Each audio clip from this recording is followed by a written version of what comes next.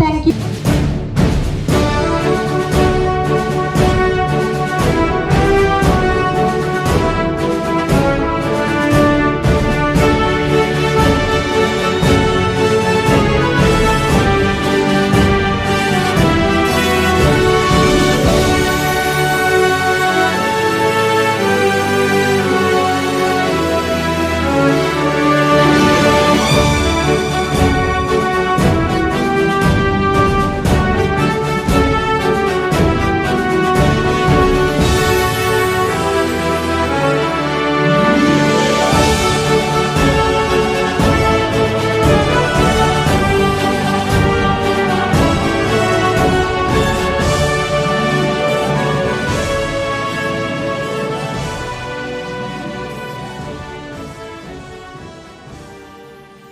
तेरी शान पे सदके कोई धन है क्या, तेरी धूल से बढ़ के, तेरी धूप से रोशन, तेरी हवा पे जिंदा।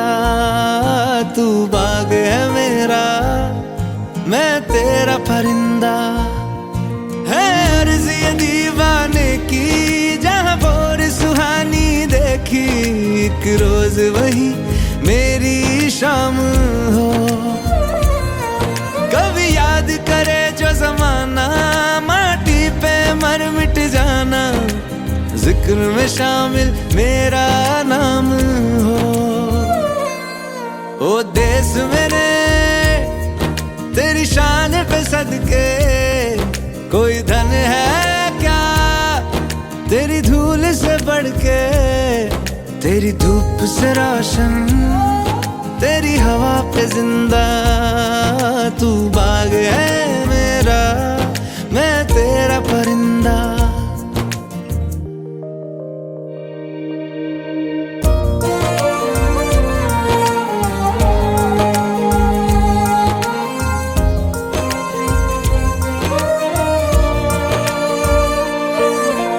आंचल तेरा रहे माँ, रंग बिरंगा ऊंचा आसमां से तेरा तिरंगा।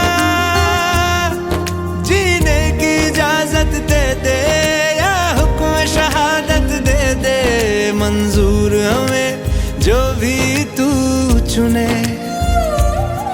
रेशम का हो मधुशाला, या कफन सिपाही वाला, ओढ़ेंगे हम जो भी तू बुने। ओ देश मेरे तेरी शान पे सदके कोई धन है क्या, तेरी धूल से बढ़ के, तेरी धूप से रोशन, तेरी हवा पे जिंदा। तू बाग है मेरा, मैं तेरा परिंदा।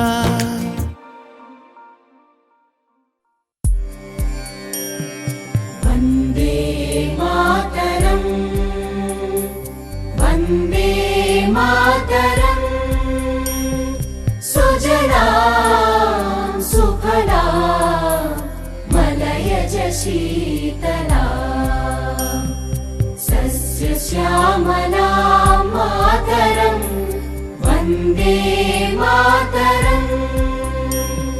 शुभ्रज्योत्स्ना पुलकितयामिनी,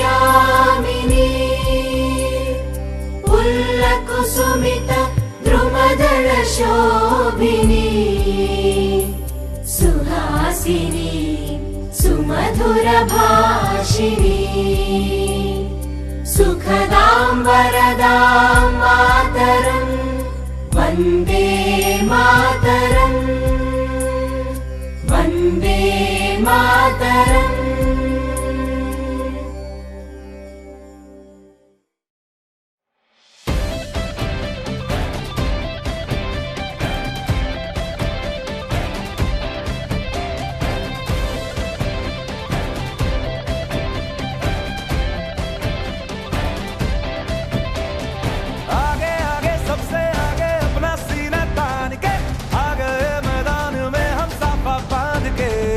आगे आगे सबसे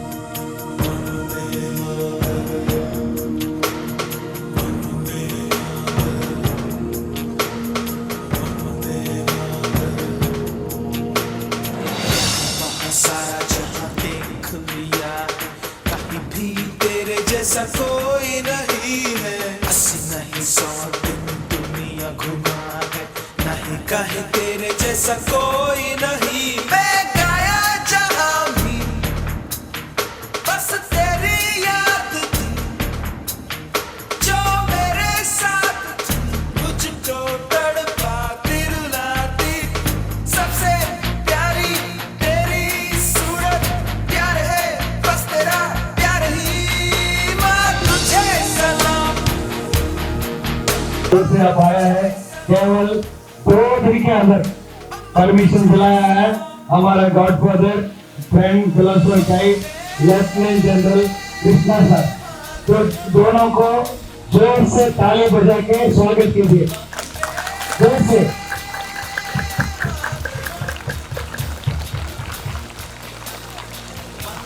थैंक यू।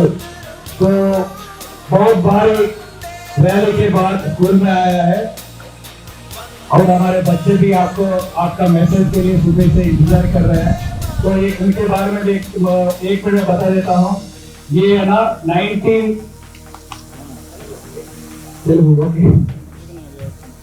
1999లో కార్గిల్ యుద్ధంలో జూలై 4వ తారీఖులో ఈయనకి 1 లక్షం ఇస్తారు ఇండియన్ ఆర్మీ ఈయన వీళ్ళ టీమ్ కి కూడా అక్కడ అది ఫ్లాట్ ఏరియా ఫ్లాట్ టాప్ ఆ కొండ ప్రాంతాన్ని పాకిస్తానీ శత్రువులు నేషనల్ హైవే 1 లో మన మిలిటరీ సప్లైస్ కి శ్రీనగర్ వెళ్తా ఉంటే వాటిని వెళ్తా ఉంటే వాళ్ళు వెళ్లకుండా మన సప్లైస్ ని ధ్వంసం చేసే కార్యక్రమం వాళ్ళు ఉంటే వాళ్ళని అక్కడి నుంచి తప్పించాలి తొలగించాలని భారతదేశ ప్రభుత్వం భావించి కార్గిల్ అనే యుద్ధాన్ని ప్రకటించడం జరుగుతుంది.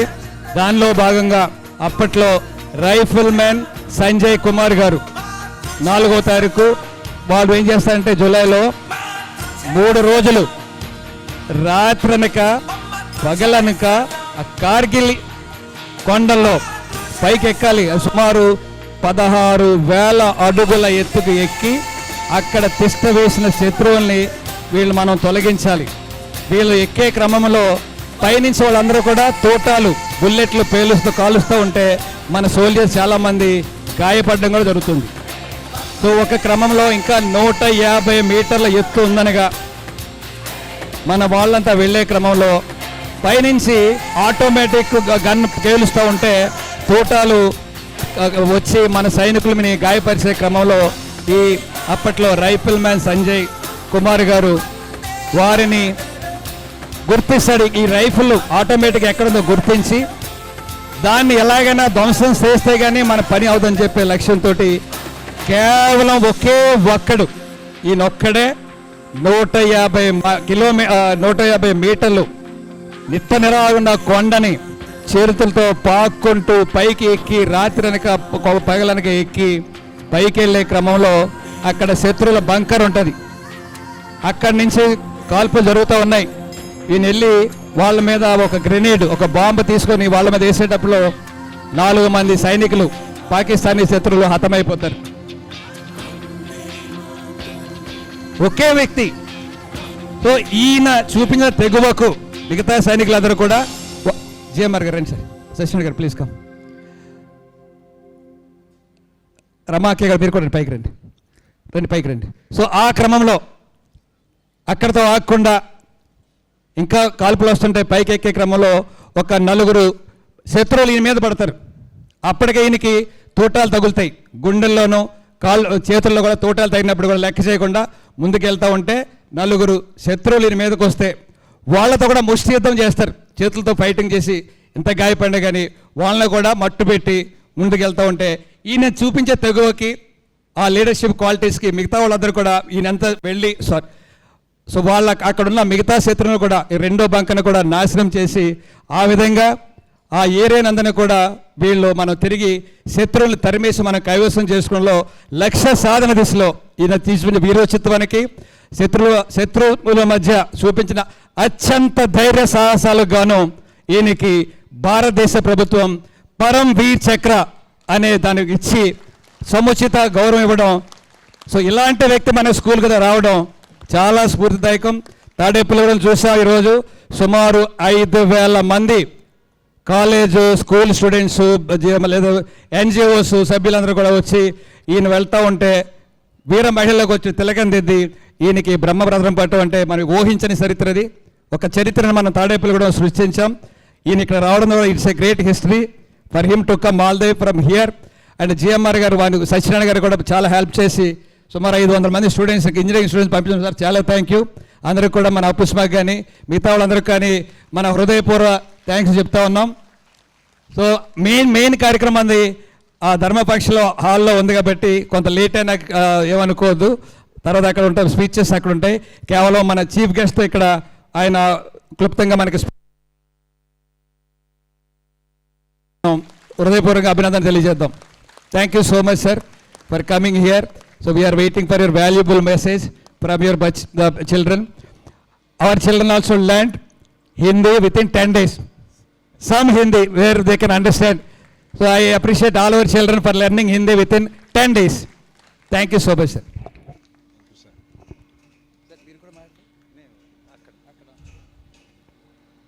आदरणीय जनरल साहब, यहाँ मेरे साथ स्टेज पे पधारे सभी महानुभाव, छोटे छोटे बच्चे और उनके पेरेंट्स, स्टाफ,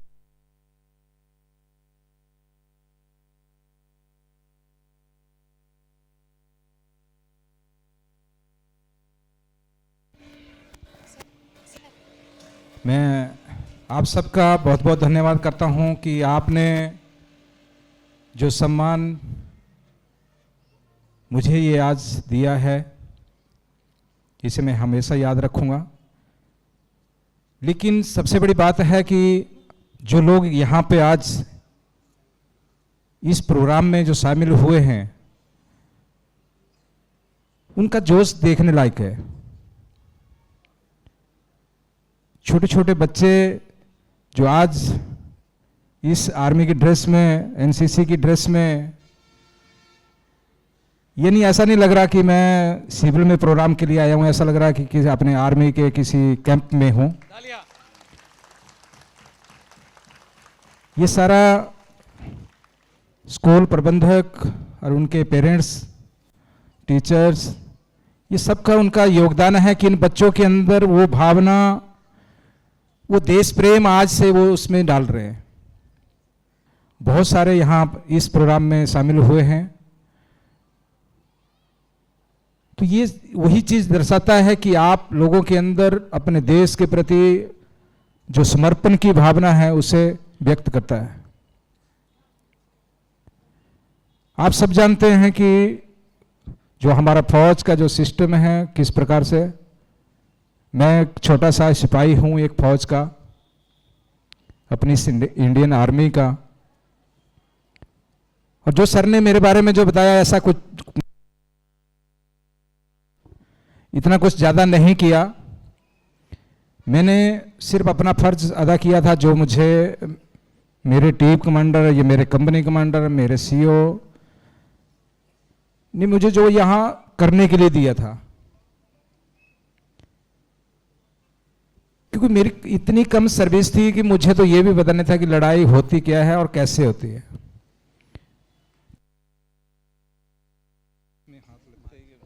खाई जो कुछ हमने वहां पे कर पाए, जो अपनी ट्रेनिंग के बलबूते पे, वो अपने जो सीनियर थे, मेरे जो जितने भी सीनियर थे, चाहे मेरा सेक्शन कमांडर था, प्लाटून कमांडर थे, या कंपनी कमांडर थे, या मेरे सीईओ, उनकी सबकी गाइडलाइन थी. लेकिन सेक्शन के बीच में, जैसे आप जानते हैं, जो आपका जो सीनियर जो भी होगा, वो अपने सेक्शन के हर जवान को वहाँ के हर खतरे के बारे, तो हमें भी जो गाइडलाइन जो दी हमारे सीनियर ने, हम उसी लाइन पे चले थे. क्योंकि बॉर की एक्सरसाइज मैंने भी कभी करके नहीं देखा था. फौज में बहुत सारी एक्सरसाइज बॉर से संबंधित रहती हैं. क्योंकि मेरा सिर्फ 1 साल ट्रेनिंग का टाइम था और उसके बाद सिर्फ J&K का जो 2 साल का सर्विस था CIOPS में, बस वो एक्सपीरियंस था मेरे पास. तो जैसे जैसे मेरे सीनियर्स हमें बताते गए, हम लोग वो करते गए. लेकिन आपने भी देखा होगा जो बॉर का जो लास्ट 50 मीटर का इलाका या 100 मीटर के बीच में जब आप रहते हैं तो उसमें क्या करना क्या नहीं करना ये सोचने का टाइम नहीं होता, क्यों वहां सिर्फ एक चीज है, डू एंड डाई। क्योंकि टाइम इतना कम है कि अगर आपने कुछ एक्शन कर दिया तो आप जीत गए, अगर दूसरे ने एक्शन कर लिया तो वो जीत गया। वो जो छोटा सा जो टाइम है उस टाइम पे हमारा जो माइंड है वो काम करना चाहिए। तो वो तभी काम करता है जब हम जो हमारी ट्रेनिंग है, अगर हमने ट्रेनिंग सही से पाई है तो मुझे पता है कि उस टाइम पे मैंने क्या करना है, मेरा क्या काम बनता है यहां पे इस टास्क को पूरा करने के लिए, इसको कैसे पूरा किया जा सकता है।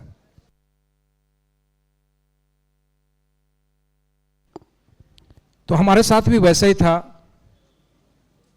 जैसे सर ने बताया कि हमारी जो टोली थी रात को ऑपरेशन के लिए गई थी, लेकिन हम रात को ऑपरेशन नहीं कर पाए, तो हमने डे ऑपरेशन किया था, क्योंकि दिन के टाइम दुश्मन के इतने नज़दीक जाके बैठना बड़ा मुश्किल था हमारे लिए। तो हमने फिर दिन के टाइम ऐसे मौसम में अटैक किया था। तो वो अटैक जब हुआ था तो हमें सिर्फ इतना पता था कि करना क्या है, यहाँ से जाने के स्टार्टिंग जो करना वो कैसे करना है। सिर्फ हमने प्लानिंग सिर्फ उतनी कर रखी थी स्टार्टिंग की, आगे जाके क्या होना है वो टाइम और जमीन के ऊपर डिपेंड था कि क्या आप कर पाओगे। तो जो हमारा शुरुआत था काफ़ी अच्छा था, काफ़ी जोशीला था, जिसकी बदौलत हम अपने जो टास्क था उसको अंजाम दे पाए। जो फर्स्ट पोस्ट था, जैसे सर ने बताया कि हमारे जो उसकी 2 ऑटोमेटिक मशीन गन थी, तो हमारे लिए मेन चैलेंज था कि उसको कैसे हटाना है, क्योंकि वो एक ऐसी गन थी जो हमारे ट्रूप्स के ऊपर ऑटोमेटिक फायर कर रही है, उससे हमारे काफ़ी लोग इंजर्ड हो रहे थे, काफ़ी लोग डेथ हो रहे थे, और जब तक वो फायर कर रहा हम लोग आगे नहीं बढ़ सकते थे। तो उसको हटाने का जो मौका था वो हमें मिला, मुझे और मेरे जो बडी था दूसरा मेरे साथ, हम दोनों को वहाँ पे वो मौका मिला। तो पहले तो काफ़ी देर हम सोच नहीं पाए कि उसको करेंगे कैसे, लेकिन बोलते हैं ना कि मरता क्या नहीं करता, क्योंकि हमें पता था वहाँ नज़दीक जाने के बाद कि अगर हम नहीं करेंगे तो वो करेगा, तो पहले हम ही करके देखते हैं। तो मैं और जो मेरे बड़ी थे हमने प्लान किया, पहले संगड़ में ग्रेनेड फेंटा, ग्रेनेड से जब कैजुअलिटी हुआ तो गन फायर करना बंद हुआ। तो उसी समय जब फायर करना चंद सेकंड के लिए वो गन फायर करना बंद हुआ था, तो उस टाइम हमने वो गन निकाल के बाहर रख लिया, और जो होल था उस संगड़ का उसके अंदर अपने जो AK-47 था मेरे पास, तो उसे अंदर एक स्प्रे उसका ब्रश फायर कर दिया, और जो अंदर जो पाकिस्तानी जो घुसपैठी जो पाकिस्तानी सोल्जर थे वो मारे गए। फर्स्ट बंकर को हमने कैप्चर करने के बाद उन्हीं के वेपन, उन्हीं का अम्युनिशन लेके हम सेकंड संगड़ की तरफ चले गए, और सेकंड संगड़ को भी उसी तरीके से हमने तकरीबन 2.5 से 3 घंटे के अंदर उसको भी हमने अपने कब्जे में किया। लेकिन उस दौरान हमने अपने 2 साथी और प्लस हम 3-4 जो लोग बचे थे वो सब इंजर्ड थे।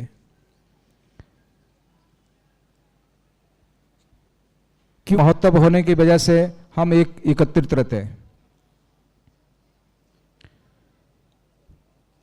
और फौज जो वहाँ पे आपने देखा होगा जो अपनी डेड बॉडीज जितनी थी, हमारे जो सैनिक जो शहीद हुए थे, वो फर्स्ट टाइम था वॉर में जो जिनकी जो पार्थिव शरीर थे वो सबके घर तक पहुँचे। अपने सैनिकों के तो पहुँचे, जो पाकिस्तान सैनिकों के जो डेड बॉडीज थी जो उस जो हमारे साथ वहाँ मुठभेड़ में जो मारे गए, हमारी फौज ने उनके डेड बॉडीज को भी वही सैनिक सम्मान दिया था जो हम अपने सैनिक को देते थे। अगर आप उस टाइम का हमने जो ये 4875 मस्को वैली में जब ये पूरा कैप्चर किया था, तो हमने वहाँ 65 डेड बॉडीज तो थी पूरे मस्को वैली की, एक सिर्फ जो हमने कैप्चर किया था वो नहीं, और जो दूसरी यूनिट्स ने भी वहाँ पे अटैक किए थे। तो तकरीबन 65 डेड बॉडीज थी पाकिस्तान सोल्जर की, जो उनकी गवर्नमेंट ने नहीं लिया, उनकी आर्मी ने नहीं लिया। तो जो मेरे सीओ साहब थे, तो लेफ्टिनेंट, तो उन्होंने कहा कि हम उसका एक अच्छा उदाहरण पेश कर सकते हैं। जो आपने देखा होगा कि हमारे जो फर्स्ट पेट्रोलिंग थी कालिया जी के साथ में, तो जो उनको कैप्चर करने के बाद उनको हमें अंग काट के वापस दिया था, जब वापस किया था, ठीक। तो उसका एक उदाहरण देने के लिए हमने भी उनके सैनिकों का जो संदेश देना था वो वही था कि हमारे सैनिकों में और उनके सैनिकों में क्या फर्क है, हम किस तरीके से उस डेड बॉडी का जो सम्मान करते हैं वो किस तरीके से करते हैं। तो सभी लोगों का बहुत बहुत धन्यवाद। बाकी की जो कहानी या बाकी जो सुनना चाहेंगे तो बहुत लंबी है, क्योंकि 2 महीने का एक्सपीरियंस मेरे पास है। हर दिन नई कहानी थी और हर दिन नया था, हर दिन कुछ सीखने के लिए मिलता था। सबसे पहले बच्चों का बहुत बहुत धन्यवाद करता हूं कि ये सुबह से इंतजार में इसी में बैठे हैं, और दूसरा खुशी इसलिए है कि ये आज फौज की ड्रेस में है, और इनके दिल के बीच में जो आज यहां बैठ के मेरे को ऐसा लगा नहीं है कि मैं फौज के बाहर हूं, क्योंकि डिसिप्लिन के साथ बैठे हैं कि इनको बिठाना तो बड़ा मुश्किल था, इतने छोटे बच्चों के लिए खासकर। लेकिन ये इनके पेरेंट्स का, इनके टीचर्स का ही योगदान है, जो इन्होंने सिखाया इनको फौज का डिसिप्लिन किस तरीके से रहता है और कैसे रखना है। तो सबका बहुत बहुत धन्यवाद सर। जय हिंद, जय भारत। मैं लड़ जाना है लहू में एक चिंगारी, जिद से जुनू तक है जाना, हर कतरा बोल रहा।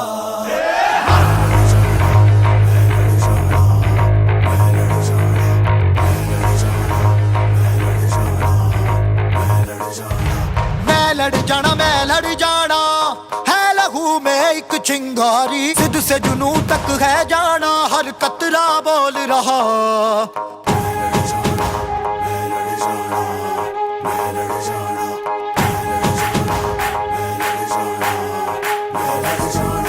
मैं लड़ जाना है लहू में एक चिंगारी, जिद से जुनू तक है जाना, हर कतरा बोल रहा। छल्ला सिर ते बन के कफन जद तुरिया, तन के मौत नू वाचा, मारे थर थर कंबदे सारे। छल्ला सिर ते बन के कफन जद तुरिया, तन के मौत नू वाचा, मारे थर थर कंबदे सारे।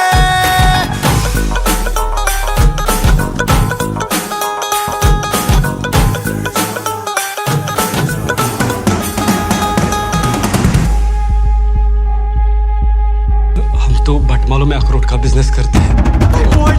पूरे हमले में कौन कौन शामिल था? मुझे नाम चाहिए। ये दिल की मशालें जोश से जला के, जलती लपटों को हमने हाथों में है थाम लिया।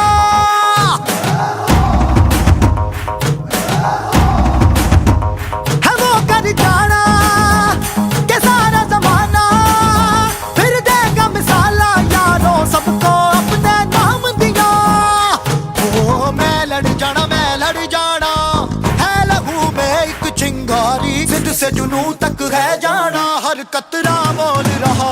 छल्ला सिर ते बन के कफन जद तुरिया, तन के मौत नू वाचा, मारे थर थर कंबदे सारे। ओ छल्ला सिर ते बन के कफन जद तुरिया, तन के मौत नू वाचा, मारे थर थर कंबदे सारे।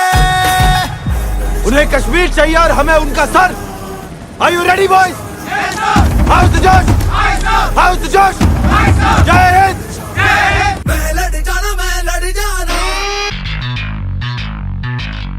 जिद से जुनून तक है जाना,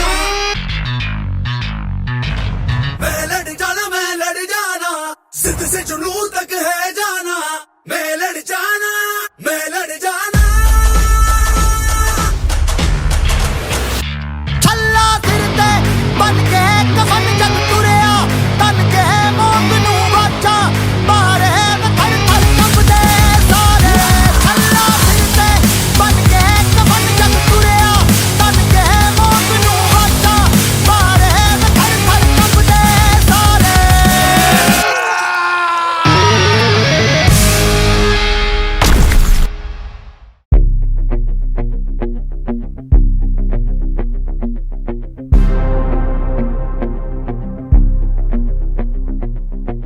रग रग में जोश की बूंदे, बूंदों में जीत ही गूंजे, इस गूंज से गिर जाएगा आसमान भी कदमों में।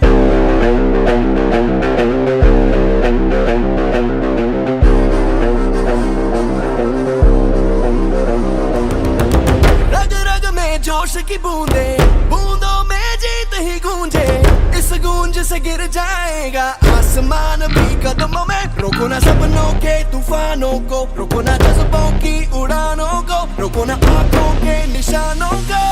आग जैसे बरसा दे ये इरादे, जिगरा है, जिगरा है, जिगरा है, जिगरा है, जिगरे से निकलेंगी चिंगारियां। वो जिगरा है, जिगरा है। చాలా సుజీలం ప్రీమియర్ సైనిక్ స్కూల్ ఆర్గనైజ్ చేసినటువంటి ఈ కార్యక్రమం మన భోగేశ్వరరావు గారు వారి సంస్థల యొక్క పెద్దలు, సంస్థలో విద్య నేర్చుకునేటువంటి సైనికులు, బాల సైనికులు ఒక మంచి కార్యక్రమాన్ని ఈరోజు పెట్టడం జరిగిందని మన వారం రోజుల క్రితం భోగేశ్వరరావు గారు చెప్పడం, తెలియజేయడం జరిగింది. చాలా ఆనందించాను. ఒక గొప్ప సైనికుడిని, ఒక సరైన అసలు శిశులు ఈ దేశ భక్తుల్ని, ఒక భక్తుల్ని ఇక్కడికి తీసుకురావడం, మేము అక్కడికి ఇది కలవాలంటే చాలా కష్టతరమైనటువంటి పనది. ఇక్కడికి వచ్చేటువంటి మన గౌరవనీయులు సంజయ్ కుమార్ యాదవ్ జీ గారు, సంజయ్ కుమార్ గారు అని అనడం కంటే అమరేంద్ర బాహుబలి అని అనాలనిపిస్తుందన్నమాట. ఆయన అమరేంద్ర బాహుబలి అంటే మనం అనేక చిత్రాలు చూస్తాం, జరిగిన కథ ఉంటాయి.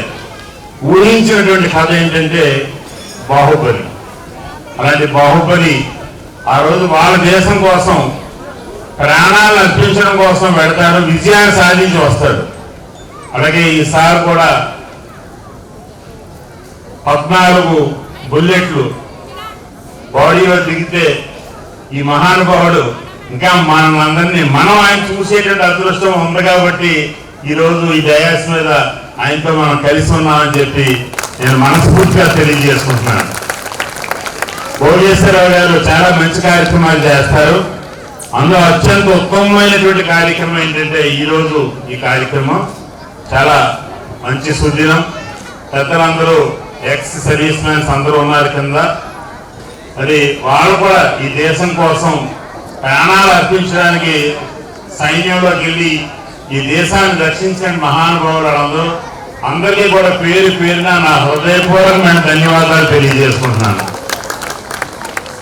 ఆర్మీ మేళా నేను ఎమ్మెల్యే ఉండగా పెట్టాను. రామరాజు గారు కూడా వచ్చారు, మీరు అందరూ వచ్చారు. మీ సహకారంతో ఆర్మీ మేళా పెట్టాం. ఏరోడ్రామ్ మీద సక్సెస్ అయ్యింది. అది ఎప్పుడు కూడా నేను ఎక్కడికైనా వెళ్ళినప్పుడు, ఢిల్లీ కానీ లేదంటే తమిళనాడు కానీ ఎక్కడికైనా వెళ్ళినప్పుడు తాడేపుడు అని చెప్తే మిలిటరీ మాధవరం గురించి చర్చిస్తారన్నమాట వాళ్ళు. అది మన గొప్పతనం. నిన్న కూడా జరిగిన పొలిటికల్ మీటింగ్స్లో కూడా మిలిటరీ మాధవరం గురించి పెద్దలు చెప్పడం జరిగింది. నేను చాలా ఆనందించాను. నేను ఇంత గొప్ప సైనికులు ఉన్నటువంటి ఈ ప్రదేశంలో నేను కూడా ఉంటానందుకు ఆనందిస్తాను, గర్విస్తాను. ఈయన ప్రౌడ్ ఆఫ్ ఇండియా మాట నిజంగా కూడా మరి ఆయనకి నా హృదయపూర్వకమైన ధన్యవాదాలు ఆయనకి ఆయన కుటుంబ సభ్యులకి తెలియజేస్తూ చిన్న సిరు సత్కారం. Thank you sir, thank you so much for your love for the great hero.